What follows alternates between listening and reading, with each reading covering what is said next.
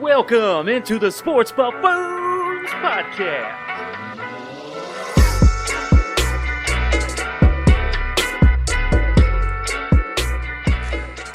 Alright guys, so I don't know if you're being aware about what's going on in the NBA right now. We just had the NBA draft.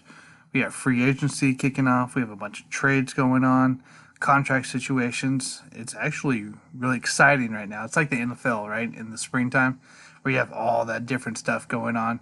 Who's staying, who's not, who's thinking, like what's the deal going on? So, but yeah, I'd like to just kind of recap and give you my thoughts on what kind of is going down right now. One thing that did come out today was that the Kings are deciding to decline Bogdan Bogdanovic contract, and that actually means he's not going to the Bucks. This is not going to the Bucks. He is now looking to go with Trae Young into the Atlanta Hawks squad. So that's going to be kind of interesting. Now the Atlanta Hawks I'm pretty sure have a pretty damn good roster going on right now this offseason, and they can make a push for the playoffs as well. So Bogdanovic, Clint Capella's over there. That's gonna be interesting as well. You also got Trayvon Graham who signed on today. Sky Lavasier from Kentucky. That guy has some talent, and he could make a big push. Rajon Rondo, who's going to be some leadership for that team for veteran, and Trae Young, of course. Like Trae Young's a freaking monster at shooting. So I think Trae Young, if he can develop his game, he can lead these guys to a pretty damn good roster. And they can make the push this year, and we'll see if they continue to make free agency news and splashes, because they are definitely going to be in the mix this year at some point. Now, are they really going to go that far? I don't know. Maybe they'll pull what the Denver Nuggets did this year, and maybe surprise some guys in the playoffs. We'll see. We'll see how things go out. If they add another big name here or there, then they can increase their chances, of course, even more. So keep an eye out for the Atlanta Hawks as they continue to make moves, and I think they will continue to make moves on that part. So kind of going down the way here, nothing too major really going on here that's caught my eye today as well. Bam Adebayo with the Miami Heat, they actually agreed to a 5-year max extension, so that's pretty huge as well, because he was a big factor for the Miami Heat and Jimmy Butler squad. So if he continues to perform and play like he has been the last couple of years, it's gonna be nice for Miami Heat, and hopefully they can get another big name in there, because they do need it with the Miami Heat. But that's a huge win for the Heat and a huge week for the Heat fans. So that was some big news today as well. Also, New Orleans Pelicans got Brandon Ingram for a 5-year deal, so he'll be there for quite a while, which is also really nice because he came over from the Anthony Davis package on that. So again, another team that can make a splash this season with a couple big trades. So they acquired Steven Adams, so that he can pair really well with our boy Zion Williamson, who will he's second year in, he's going to be dominant. Zion's, oh man, I'm excited to see what he looks like after all the training he did in the off season. Like, granted, it wasn't long off season, but I think it was just long enough to get him into that shape since he was injured coming in as a rookie. So watch for Zion to look really good. JJ Redick's still there. Brandon Ingram has to take that off his plate now, right? No pressure. He continues to play his ball. He performed really well last year, so he could really do well again. Eric Bledsoe comes into play on this one as well. So look at, New Orleans Pelicans are loading up. It's going to be interesting. I'm not really a big fan of Lonzo Ball, but hopefully he steps up this year for these guys, because I'm kind of excited to see New Orleans Pelicans as they play through the season. It could be interesting. They might make a push. They might be one of the teams left out. It all depends on the health and kind of where they're at. And they may make another move, so we'll have to keep an eye on them as well. So, but yeah, that was some big news going out, especially the Steven Adams trade. I love that trade. Obviously, Oklahoma Thunder are just selling like crazy. They want draft picks for the next 5 years, so we'll see. I don't know. I'm not a big fan of that organization. I think it's broken. and they could be ran better. Like if you had a one-time Russell Westbrook, Kevin Durant, and James Harden, and now you have nobody, not even Chris Paul. It's not looking good. It's not looking good. So, but yeah, look at the Pelicans guys to make a push this year, and it looks like they are gearing up for that push. Kind of going down the way as well. Just another to note, a guy who's been traveling after coming off multiple injuries, guys. DeMarcus Cousins signs with the Rockets, 1 year vet man. But he had a left Achilles tear in 2018. He tore his quadricep muscle in 19, and he left an ACL in 2019 as well in August, a few months later. And he obviously was injured last year too. It's a tough. Like the guy's talented. The guy he could play all over the place, but man, the guy cannot stay healthy to save his life, and it sucks. It really sucks. I love seeing him play.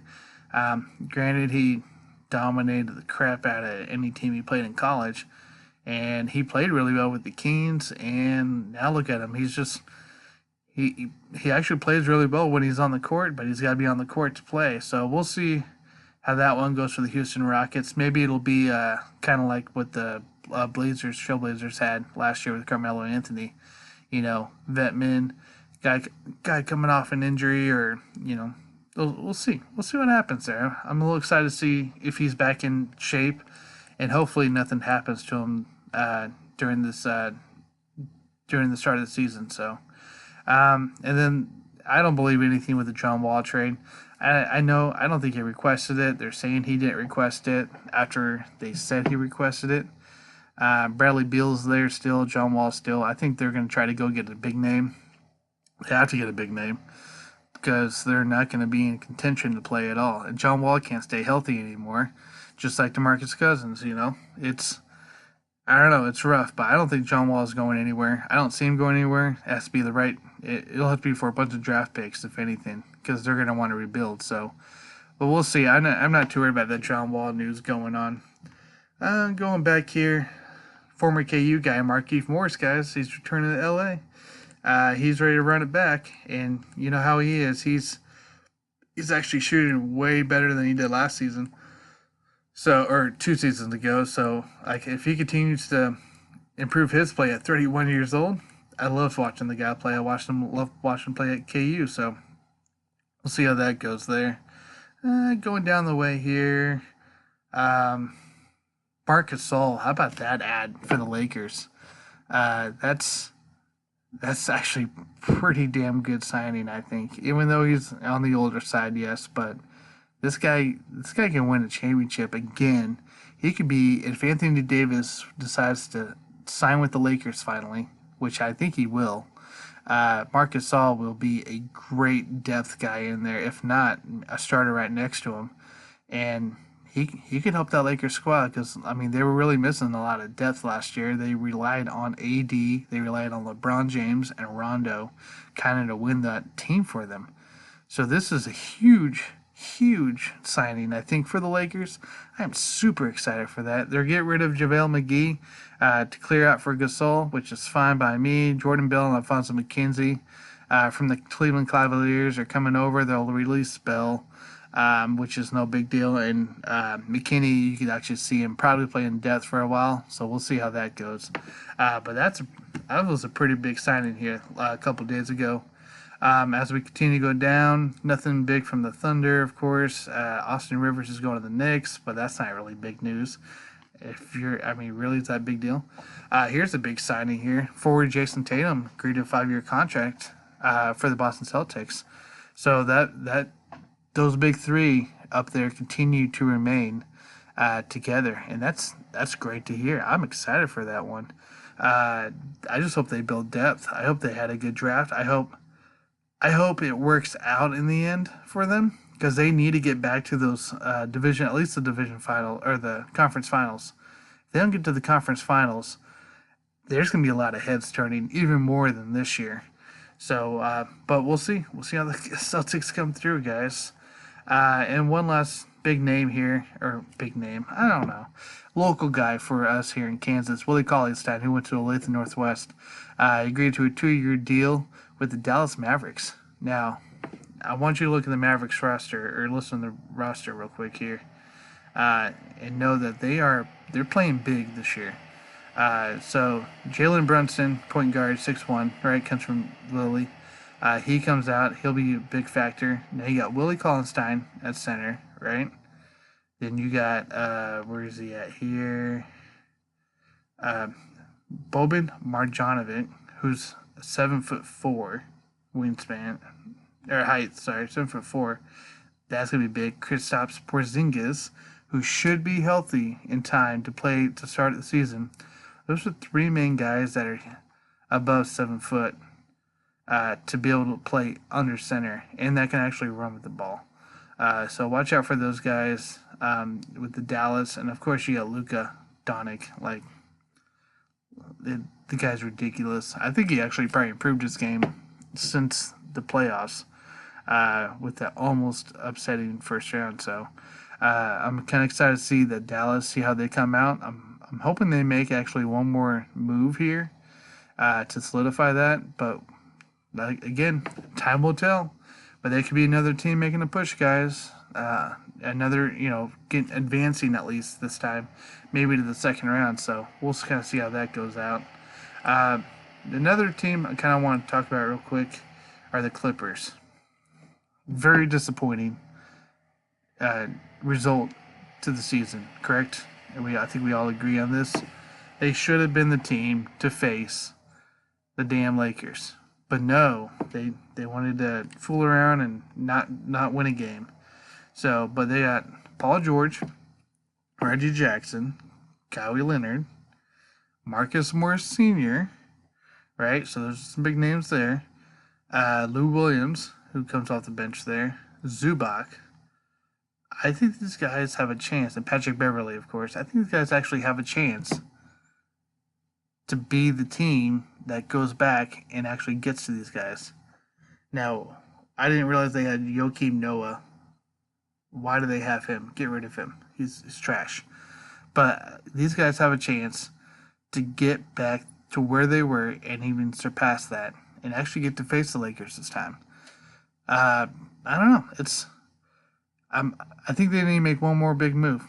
If they don't make one more big move, it's going to be a little tougher, but I like where they're at. I like the roster.